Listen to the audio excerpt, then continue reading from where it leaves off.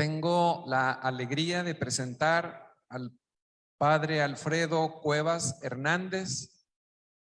El padre Alfredo predicó hace unos pocos días en la segunda semana de este mes de noviembre en la ciudad de Guadalajara en un retiro más de sacerdotes en la divina voluntad. Y el Señor Jesús lo ha traído nuevamente entre nosotros para, a través de él, ayudarnos a comprender mejor la plenitud de este don. El padre Alfredo nació en la Ciudad de México en 1964. Fue misionero por mucho tiempo en Centroamérica. Ordenado sacerdote en la Basílica de Guadalupe en enero de 1997. Conoció la divina voluntad en el año de 1999 en Costa Rica. Alejandra Acuña le dio los 19 volúmenes en la Ciudad de México y por medio de los cuales se dedicó a leer y meditar los escritos de Luisa Picarreta. En el año 2008 participó en el Retiro de Divina Voluntad en Guadalajara, organizado por el Instituto Bíblico. En el año 2011 fue a Corato, Italia, por los estatutos de la Pía Asociación. Fue nombrado asistente eclesiástico para los grupos de Divina Voluntad en la Ciudad de México en el año de 2012. Ha venido caminando durante todo este tiempo, ya casi 10 años, en un proceso de formación para realmente vivir la divina voluntad en comunión con la Iglesia. Actualmente es rector de la Capilla de San Judas Tadeo en la Ciudad de México. Estará recibiendo la aprobación de la red Pequeños Hijos de la Divina Voluntad, sus estatutos este 20 de noviembre, bueno, acaba de suceder esto, en 2021 para misionar. Bienvenido, estimado padre Alfredo. Lo recibimos con nuestra gratitud y un cálido aplauso.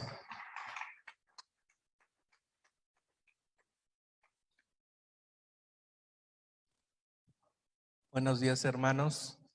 A mí me da una gran alegría ver muchos sacerdotes, porque yo cuando conocí Divina Voluntad, pues éramos muy pocos y se nos tildaba de que éramos medio loquitos, igual que los laicos de la Divina Voluntad. Entonces esto se me hace muy providencial, porque yo tengo 22 años caminando en esto y nunca había visto tanto sacerdote interesado en emprender este conocimiento. Así que ojalá ustedes, pues miren, ya lo dijo muchas de los exponentes, hay que leer. A mí esto me ayudó a descubrirlo leyendo, porque en Costa Rica 2 jóvenes de una parroquia ahí de San José me dijeron: padre, queremos saber la opinión de usted sobre estos temas, y me regalaron 2 libros. Me llamaron como al mes muy entusiasmados: padre, ¿qué le pareció la lectura de estos libros? Le digo: miren, para ser honestos, no tengo tiempo y no los he leído. Pero por favor lea, porque necesitamos un discernimiento de su parte. Y entonces llegó la Navidad de ese año y me dijeron: lo vamos a ir a visitar a su parroquia. Y entonces yo dije: caray, pues si van a venir, por cortesía voy a leer un poco, porque pues van a estar ahí preguntándome y pues cómo voy a salir con que no he podido leer. Y fíjense que ahí me pescó la cosa, porque leí y me piqué y empecé a leer completamente estos 2 libros que me proporcionaron, y les pude dar una respuesta a estos jóvenes pues inquietos, que finalmente pues fueron los que me indujeron al conocimiento de la Divina Voluntad. Así que fíjense bien, es bien importante que hagan su lectura personal. Podemos venir a retiros, darles conferencias, inducirlos a una introducción del conocimiento, pero mientras no lean, hermanos sacerdotes, pues no nos adentramos, ¿va? Así que vamos a un poquito inducirlos a la vida de la Divina Voluntad. Esto es bien sencillo, bien sencillo lo de Divina Voluntad, porque es un ámbito de simplificación, diría yo. La vida cristiana es muy amplia, hay muchos caminos espirituales, pero entonces la divina voluntad, ¿verdad? Es un ámbito que tiene que ver con el bautismo, o sea, con nuestra filiación divina. Ese es el punto central de divina voluntad. Aprender a ser hijos, como el hijo en el hijo. Y entonces uno tiene que ir buscando, yo el tema que les voy a dar es cómo vivir ya divina voluntad. O sea, darles unas pautas espirituales para que se vayan adentrando a la experiencia. Experiencia que finalmente vamos a ir desarrollando con la lectura espiritual, ¿verdad? Como una lección divina, ¿eh? Porque a Luisa se le lee, se medita, se ora con la doctrina que contiene y se contempla el misterio. O sea, cuando hablamos de leer divina voluntad, es hacer lección divina. Leer con atención, releer, meditar aquello que propone el misterio, porque Luisa es una gran mistagoga, ¿eh? Yo creo que va a ser doctora de la iglesia para el siglo XXII, porque pues apenas está empezando la difusión, pero es una maestra de vida espiritual, de vida mística y de vida divina, ¿no? Porque son como varios planos donde Jesús la va colocando. Entonces, fíjense bien, hacer esta lección divina. Es muy importante orar con lo que conocemos de divina voluntad, porque entonces voy pidiendo la gracia. Dame el don de conocer tu divina voluntad. Señor, que venga tu reino a mi vida y que pueda hacer yo mis actos en tu querer. Lo estoy orando. Son intenciones que ponemos en las oraciones. Y más allá de estar solamente orando para pedir la gracia, ir contemplando la acción de Dios que va obrando en mí para que yo me vaya introduciendo una vida nueva realmente, a un ámbito no solamente espiritual, sino un ámbito de ver que Dios realmente va haciendo una obra distinta en nosotros. Nosotros que somos sacerdotes, pues imagínense, estamos caminando en la doctrina de la iglesia, en el magisterio que la iglesia nos presenta de tiempo en tiempo, en la lectura meditada del evangelio todo el año. Entonces ustedes van a notar que hasta su predicación va a cambiar. Su manera de exponer el misterio. Ahorita que Ricky hablaba de la experiencia de la creación, pues ¿qué nos pudo predicar? Profundizar el acto creador de Dios en el Edén y de la creación del hombre a su imagen y semejanza. Lo que hizo es ampliarnos el panorama, ¿verdad?, del dato revelado. Pero si se dan cuenta, pues el joven pues tiene una buena capacidad de meditación para ampliar el dato.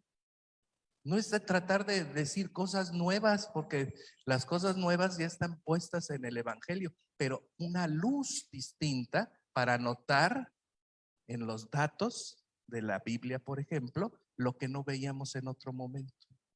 Porque la divina voluntad es un reino de luz, donde vamos a ir notando muchas cosas que no notábamos antes porque hay más luz.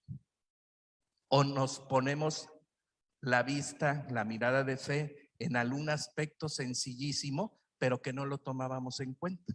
Eso va a ser fruto, fíjense bien, de sus lecturas y de su interés por adquirir el conocimiento. Porque Luisa es un gran compendio de doctrina, es un cuerpo de doctrina impresionante que habla de todos los aspectos de la revelación de la iglesia y de todas las cosas que nosotros tenemos por dogmas y por buena costumbre de realizar las cosas como la iglesia pide. Y Luisa, bueno, Jesús en Luisa toca todos los temas de la iglesia. Entonces vamos a emprender este camino, ¿verdad? Haciendo un análisis de qué es la vida cristiana, ¿no? Cómo empezamos a vivir esta experiencia de Cristo. Es un proceso primero de adhesión. Esto lo está repitiendo mucho el magisterio de la iglesia. La fe es un acto de adhesión a Cristo como Salvador, la obra de la redención, y como Señor de la historia y Señor de nuestras vidas.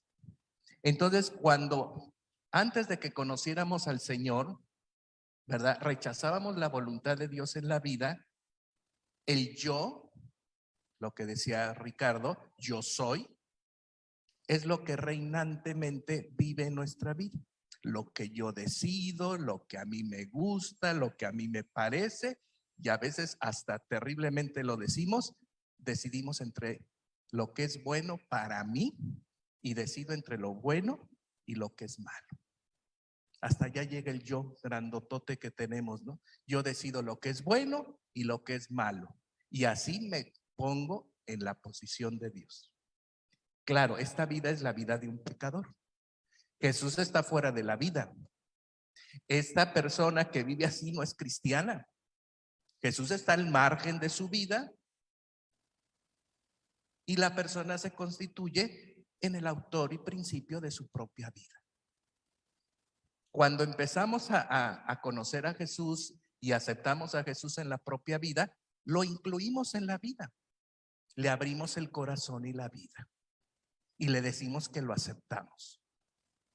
Y entonces viene el camino de conversión, el cambio de mentalidad que precisamente Dios quiere dar al hombre para que descubra que la verdad es Él, que Él es el camino y la vida. Ahí empieza la vida cristiana, ¿no? Ahí es a donde entonces recibimos el don de la fe en el bautismo, recibimos las gracias del Espíritu Santo para ser, como dice hoy el magisterio, aprender a ser discípulos y misioneros del Señor. Desde una adhesión personal a Cristo, desde un proceso de conversión que no termina porque es un proceso permanente. Y entonces el siguiente punto o paso sería poner a Jesús en el centro. Un buen cristiano comprometido, laico, sacerdote, debe de poner a Cristo en el centro de su vida. Ya celebramos la fiesta de Cristo Rey del universo, que es esta realidad. Cristo es el alfa y el omega. Él es el principio y el fin. Él es el centro de la creación, ¿no? Él es realmente la fuente de la vida. Y entonces ese yo terrible que todos tenemos debe someterse a los pies del señorío de Jesús.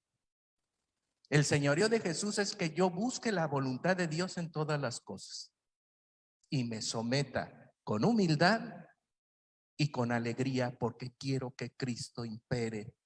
Cristo, que es la vida, quiero que viva en mí para que tenga yo esa vida que decía Ricky, que es vida divina, vida de Dios en mí, ¿verdad? Pero divina voluntad va más allá. Porque este itinerario de los 3 pasos es digamos, el camino de nuestra cristoformación, de nuestra capacidad de ser buenos cristianos, buenos discípulos de Jesús, hijos de Dios. Jesús le pide a Luisa que ponga en el centro su divina voluntad. Porque en el señorío de Jesús un poquito es, ¿qué quieres de mí, Señor? Y aquí estoy para hacer tu voluntad. Es un qué quieres, pero que al final lo termino haciendo como puedo.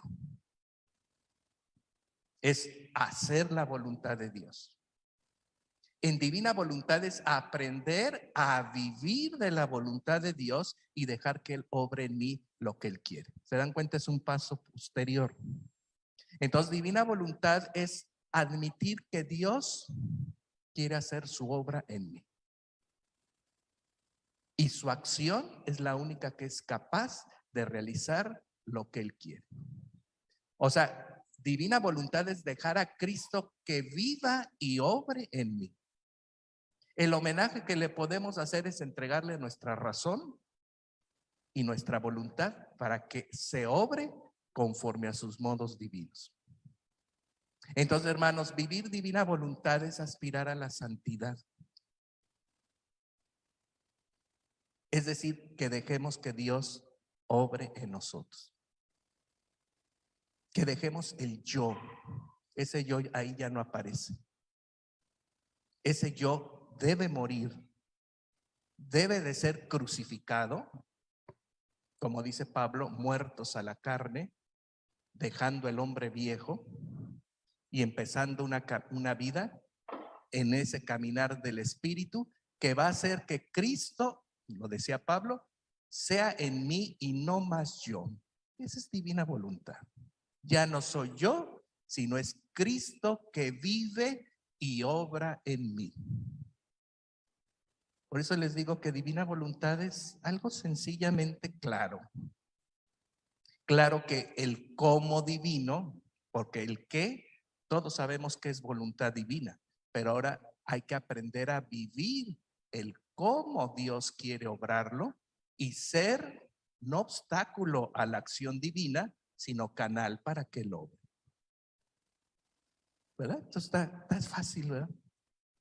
Entonces, ¿cómo vivir divina voluntad? Pues necesitaríamos emprender ciertas disposiciones, ¿no?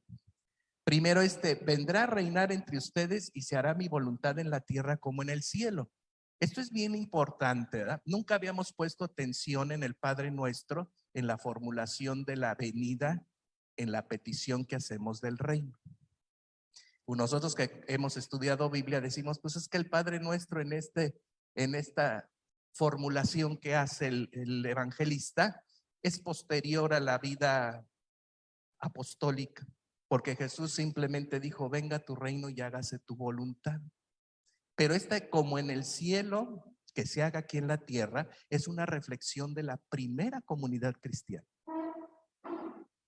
Porque el evangelista recoge la experiencia de la comunidad que ya fue evangelizada, que ya constituye una iglesia organizada y que finalmente ellos hacen la reflexión que hoy nosotros tenemos que empezar a hacer. No se trata solamente de hacer la voluntad, sino que dejemos que se obra en nosotros como se hace en el cielo, en la tierra, por el don de la integridad de Dios. Divina voluntad tiene que ver mucho con el don de la integridad. A Dios no le gusta que se hagan las cosas a medias, incompletas y sin ese don de que todo lo que Él quiere se haga. Por eso es el tiempo del fiat. Porque Dios hoy quiere integridad en nosotros. Que todo lo que Él quiere y todo lo que Él ha soñado para nosotros constituya un don completo. Por eso fíjense bien que si empezamos a aspirar este don de la divina voluntad, saben que en el fondo hay un gran deseo de santidad en nosotros. Porque Dios llama a quien quiere. Yo les digo, hermanos sacerdotes, que creo que es el tiempo de que nosotros los sacerdotes asumamos esto. Porque los laicos son temerarios, audaces, entusiasmas, pero ingenuos. Necesitan a los pastores. Todo este cúmulo de conocimiento, Dios lo ha manifestado a través del entusiasmo y la dedicación de muchos laicos. Pero necesitan del discernimiento y el pastoreo de los sacerdotes. Así que yo hago un llamado, hermanos. No abandonemos a este pueblo que ha descubierto el don de la divina voluntad y que necesita de nosotros, porque con lo que nosotros hemos recibido estamos capacitados para acompañar la vida del pueblo. Entonces no los podemos abandonar. Yo una de las cosas por las que me he comprometido a este caminar de la divina voluntad es por ver a estos laicos que llenos de esta capacidad de lectura, de meditación, de difusión. Ana Lu, yo la conozco hace tanto tiempo y, ¿verdad? Teníamos 12 años de no vernos. Y veo que está en el interés de seguir difundiendo, de seguir comunicando el conocimiento, de empeñarse de que esto llegue a la iglesia, que llegue a los sacerdotes. Entonces, hermanos sacerdotes, yo sí los invito. Hagan un historial, miren, por eso no me quiero meter a la presentación, porque pues quiero aprovechar este tiempito para ayudarles a que tomen la decisión. Porque divina voluntad es que Dios ya tomó su decisión de darnos el don de su vida divina desde el acto creador y está esperando la respuesta de la criatura. La decisión está tomada. Dios creó al hombre a imagen y semejanza y ha querido darle participación de su vida divina. Dios ya tomó la decisión y realizó las obras que son necesarias para que llegue a coronarse su obra en nosotros, sus hijos. Eso ya está tomado y ya está hecho, es un fiat. Pero entonces espera la respuesta de la criatura. Yo, miren, estoy convencido, yo conozco a Divina Voluntad hace 20 años, pero yo ya lo vivía de alguna manera hace mucho tiempo. Les doy mi testimonio. Sacerdotalmente, Dios me llamó a los 6 años al seminario. Porque dije, yo quiero ser como mi párroco Luis, un michoacano que estaba haciendo su ministerio en México. Y yo siempre decía, quiero ser como el padre Luis. Ay, pues yo no sabía qué era ser sacerdote a los 6 años. Bueno, pasó, ¿verdad? A los 12 se fue mi mejor amigo al seminario menor y a mí se me pusieron los pelitos de punta, ¿no? Dije, híjole, yo también me voy a ir. Pero dije, no, yo no quiero ser un seminarista menor. Me regué al seminario menor, ¿eh? Llegué hasta la carrera porque fue licenciado en administración y se me olvidó el tema. Y entonces ya cuando Dios me dio la oportunidad de la claridad de que esto era para mí una vocación, yo le dije, yo no voy a poder. ¿Y saben qué me decía el Señor? No es que me lo haya dicho aquí, sino en la meditación. Y si yo te doy mi voluntad, porque tú dices que no tienes voluntad para hacerlo, ni tienes el deseo de lograr ser un sacerdote, pero si te doy mi voluntad, entonces yo doy mi testimonio, yo soy sacerdote por la voluntad de Dios. Porque yo no quería. Le costé trabajo a Dios, fíjense, desde los 6 años hasta los 23 tomé una decisión y dije que sí, y me ordené hasta los 33. O sea que soy vocación tardía, diría yo, porque siempre le dije que no al Señor y una sola cosa le decía, es que yo no voy a poder. Y él siempre me decía, y si te doy mi voluntad, yo no sabía de que la voluntad de Dios podía ser dada en don. Ahora lo sé. Y empezó a obrar en mí para abrazar este estado sacerdotal, esta vocación que fue acompañada de una vocación misionera, como decían en la presentación. Estuve mucho tiempo en Centroamérica, casi 10 años, feliz de ser un sacerdote misionero. Entonces, fíjense, revisen, ¿en qué momento ustedes, porque hoy están aquí convocados a escuchar este mensaje, a lo mejor Dios ya les ha dado nociones de divina voluntad como vida, ¿eh?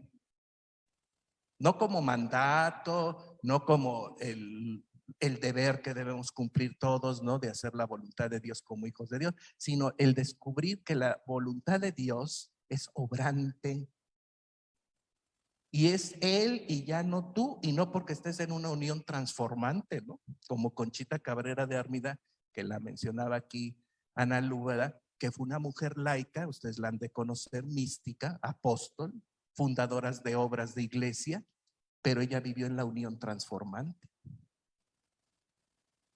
En la unión en donde se transforma la criatura en el creador y ya no soy yo, sino Cristo que vive en mí. Bueno, pues yo no creo que yo viva en la unión transformante, pero Dios me ha dado chispazos de que en ciertos procesos de mi vida, Él es el que ha obrado en mí, porque yo no veo de ninguna forma que yo haya hecho lo que hice o lo que pude vivir en procesos de vida cristiana o de vida en formación como sacerdote. Entonces yo ahí veo el dato en mi historia de vida que Dios nos pensó para divina voluntad desde antes de que existiéramos y que ya puso la semilla de esta vida para que la desarrollemos ahora con el conocimiento que Dios nos da con Luis. Revísenla. Les doy otro dato. Me acuerdo cuando el padre Alfonso, que era mi promotor, me presentó ante el cardenal de Santo Domingo, ¿verdad? Nicolás, para ver si me recibía en el seminario, porque andaba en las misiones en Centroamérica y Caribe. ¿Y saben qué? Se me quedó viendo el cardenal, me dijo, ¿y qué tú te crees la Virgen Purísima? Que con decir fiat ya, yo ese dato se los doy ahorita y lo entiendo. Me molesté porque el padre Alfonso le decía, admítalo en su seminario y permite que empiece a hacer su formación sacerdotal a la par de su vida misionera, porque yo ya era misionero laico.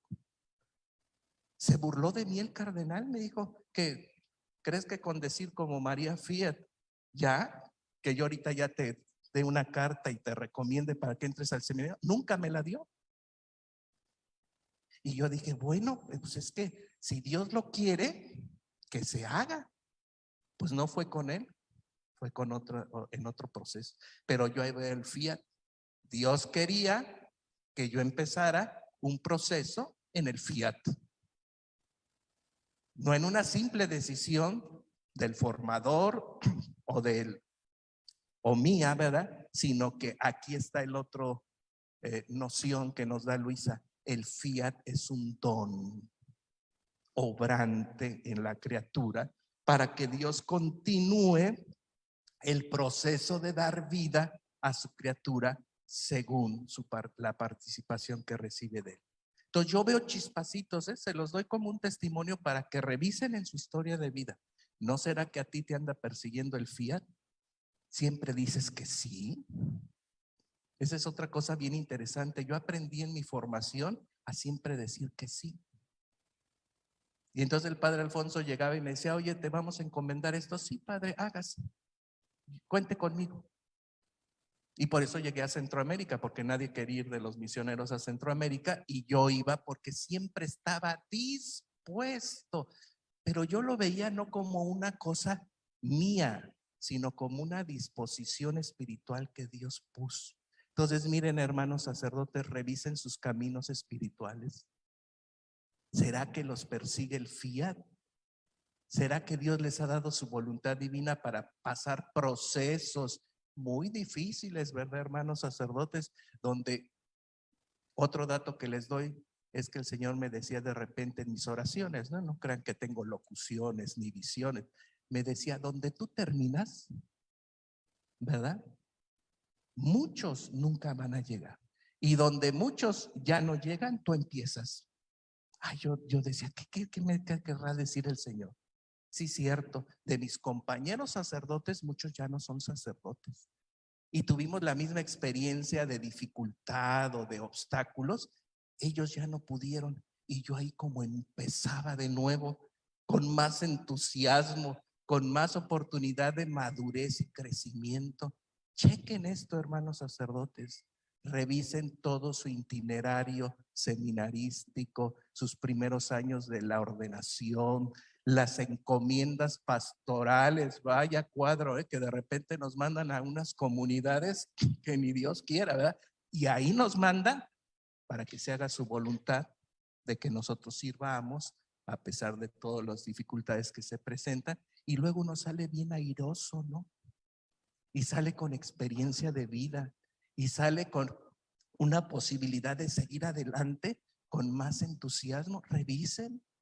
Ahí Dios va hablando que esto es una vida y es un regalo que Dios, claro, le quiere dar a todo mundo, pero para ser honestos, Dios tiene que llamar a algunos primero y depositar algo para que haya un desarrollo y podamos emprender este camino, ¿no? Entonces voy a bajar ya a la experiencia, ¿no? Vivir a semejanza divina en la que fueron creados para mi voluntad, obre como principio vital en su existencia, haciéndome reinar en todo por el don de mi divino querer obrante en ustedes. O sea, esto ya se dijo en los temas anteriores. Es algo que Dios quiere dar, pero espera que su criatura quiera recibir, y como germen emprendamos un cultivo, una experiencia de desarrollo y crecimiento. Entonces ahí es a donde los invito, ¿verdad? Vamos a pedirle al Señor que nos ayude a decir que sí. Si es santo el que los llamó, también ustedes tienen que ser santos. Miren, esta cuestión de la santidad a todos nos da miedo. Ay, ni que fuera yo un santo. La santidad es imposible, lo decimos en lo más profundo del corazón. No, la santidad es posible. Ahora, con el don del Fiat. La cosa es que nosotros estemos claros de que la voluntad de Dios, dice Pablo, es nuestra santificación. Miren, hay 3 obras que Dios pone muy claras en los escritos de Luis. Hubo una obra de creación, hay una obra de redención y hay una obra de santificación.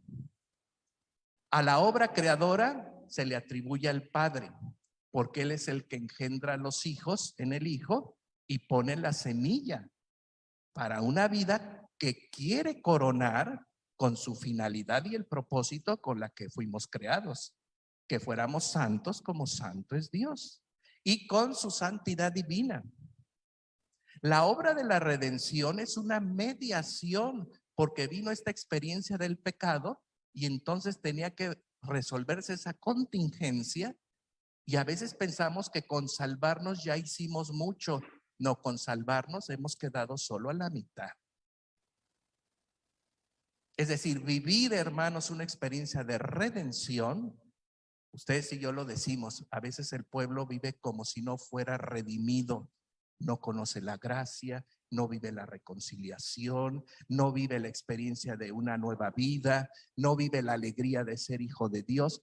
Pues es que esa gente todavía, por eso el tema de la evangelización es importantísimo hoy, porque el pueblo no ha logrado tomar de los frutos de la redención que Jesús ha dispuesto a dar con sus méritos infinitos a través de su pasión y su cruz y que ha depositado en la iglesia para que todos tomemos de esos frutos de la redención y podamos emprender un camino hacia nuestra santificación.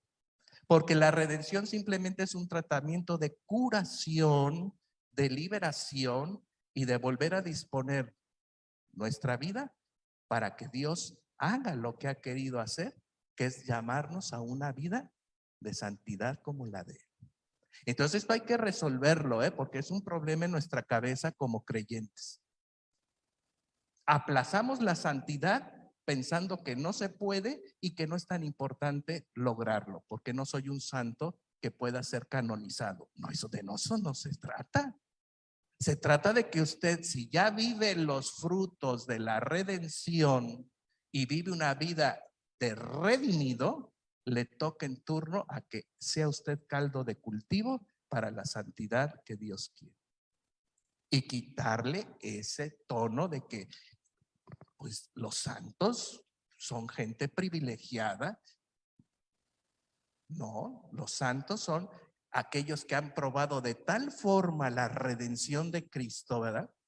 Que se han sentido liberados del pecado, del mal y del maligno, y en la libertad de los hijos de Dios corren hacia la definitiva realización de su vida, que es ser santos como santo es Dios.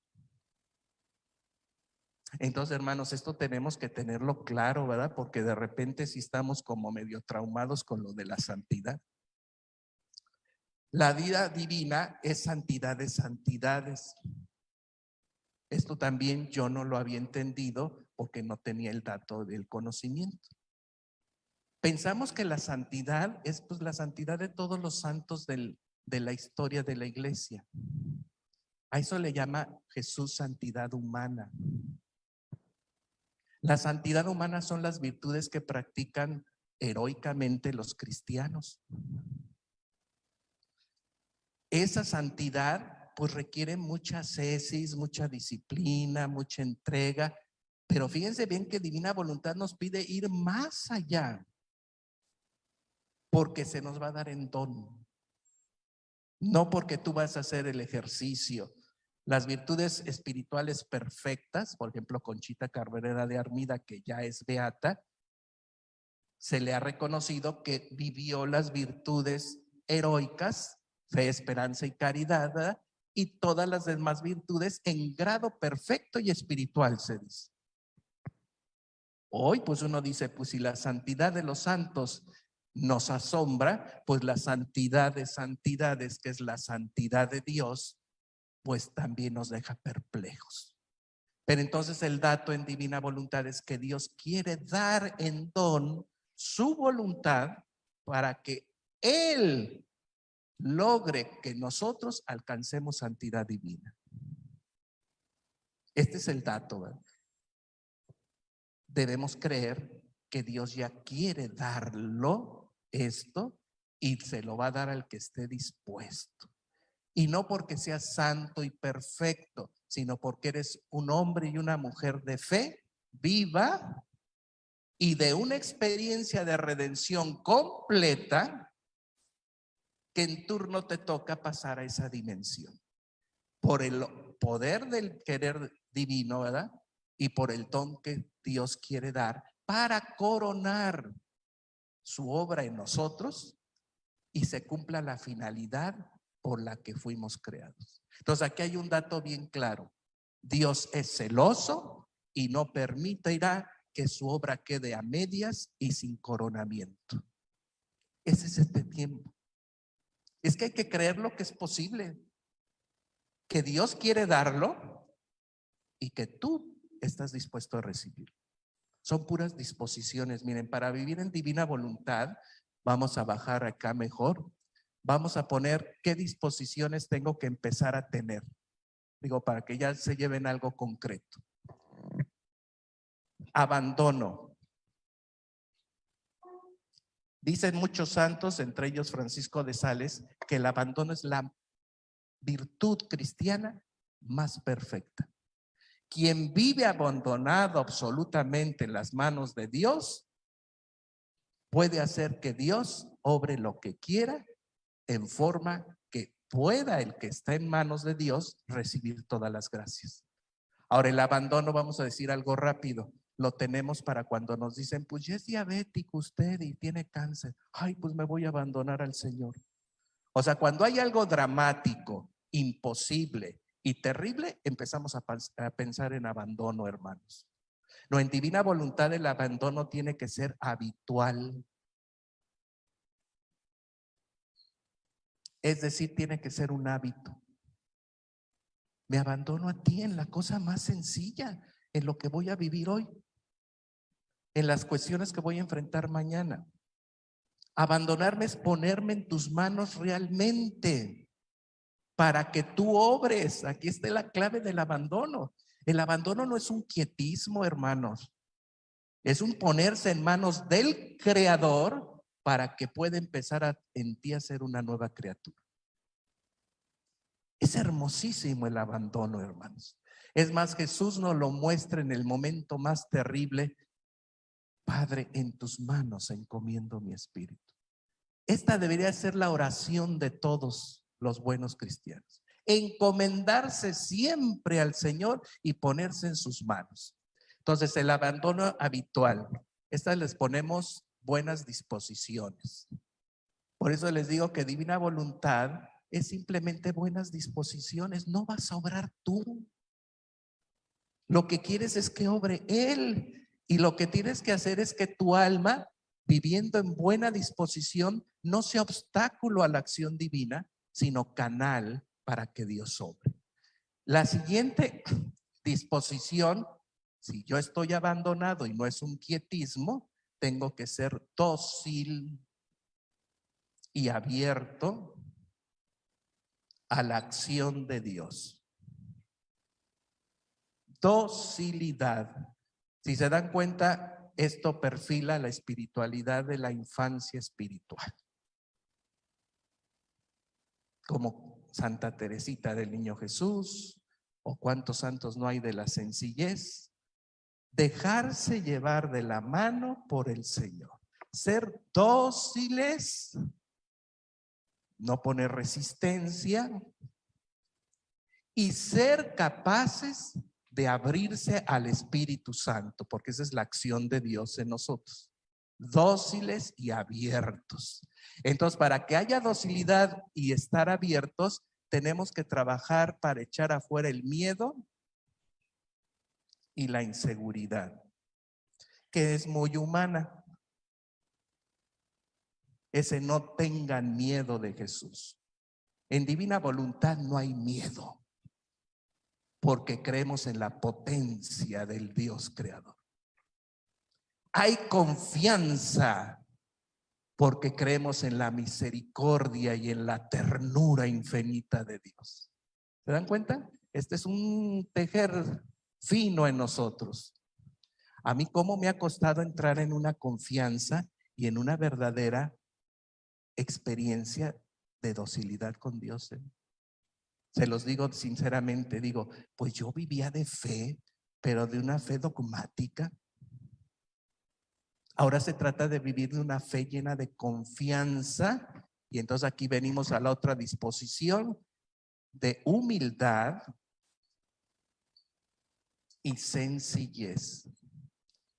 Yo les auguro, hermanos sacerdotes, que su vida va a ser más plena, va a disfrutar su vocación y se va a dar cuenta que a lo mejor estábamos tratando de vivir la fe sin las disposiciones para la verdadera gracia santificante que mueve a la persona a un verdaderamente crecimiento espiritual. Empezar a ser sencillos. Esto podemos decirlo aquí, humildes y sencillos para simplificarnos. Es que, hermanos, Dios es un ser simple, por eso es un Dios lleno de gozo. Nosotros tenemos que aprender a ser sencillos en un mundo complicado. Tenemos que aprender a ser sencillos en todo, y ahí encontrarás la fuente de la alegría. ¿Se acuerdan de San Francisco de Sales, verdad? Decía, una espiritualidad para todos. El que tiene fe, tiene confianza. El que tiene confianza, tiene paz. Y el que tiene paz, tiene alegría. Pues es este camino. Vivir la fe que el Señor nos ha dado, simplificándonos para entrar a la experiencia de una verdadera alegría y de la paz que es Cristo. Entonces uno vive ya en la experiencia de gozar de estos dones de la paz y de la alegría espiritual por la simplificación del ser. Aquí vamos a ganar muchas cosas, vamos a dejar de ser pretenciosos, de sentir que tenemos mucho conocimiento, somos presbíteros y algunos tenemos especialidades, maestrías o doctorados. ¿Y qué? ¿A mí qué me van a enseñar? A mí Dios me ha dado una gran lección de decir, pues sí, te formé para ser presbítero de la iglesia, con toda la exigencia de la doctrina y de la responsabilidad de enseñar a mi pueblo. Pero necesito que te simplifiques para que el don de mi voluntad divina pueda entrar en ti obrante y pueda emprender usted un camino de iluminación. Entonces aquí ya me tardé, ¿verdad, Analu? Aquí fíjense bien que según la tradición de la iglesia, todo camino espiritual es un camino purgativo, iluminativo y de unión.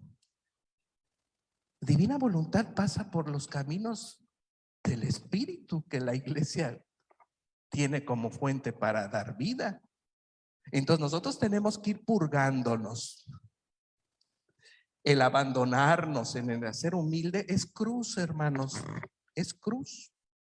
Porque acá hay otra cuestión que se llama el desapego de todo y de todos afectivamente. Pues el que no me ama más que su madre, que su hermano, pues no es digno de mí. Dios es bien celoso. Desapego de todo. No quiere decir que no tenga la capacidad de estimar, valorar las cosas y las personas, pero no quiere apegos, porque quiere libertad. Divina voluntad es el ámbito de la verdadera libertad de los hijos de Dios. Si yo me apego a las cosas, si me apego a las personas, yo no puedo caminar en divina voluntad. Porque la voluntad de Dios es que quiere que yo sea para Él todo y todo para mí. Entonces aquí venimos a algo muy importante, ¿no? Los sacerdotes somos consagrados. Esa es otra beta que yo he descubierto.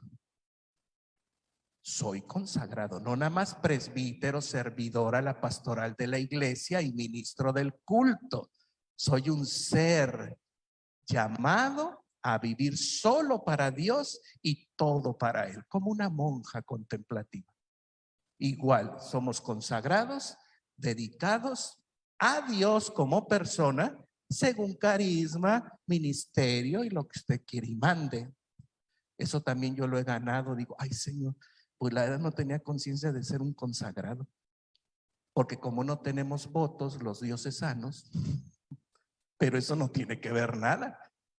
La vida consagrada es la vida que Dios ha querido tomar para sí, para su propósito, pero que es una vida en donde tenemos que vivir este desapego, hermanos, y esta entrega a Dios como el mejor homenaje de su predilección por mí, para decirle, yo también te amo. Me amas con predilección, te amo con una predilección sobre todas las cosas y todas las personas. Ay, qué hermosa es la divina voluntad. Le dice a Luis, es como una madre que te quiere hacer crecer, te alimenta continuamente y quiere hacer sus prodigios en ti. Qué hermosa es la divina voluntad. Porque fíjense bien que también la voluntad de Dios tiene su desprestigio. Ay, Dios es muy exigente. Pide lo que no da, cosecha donde no siembra.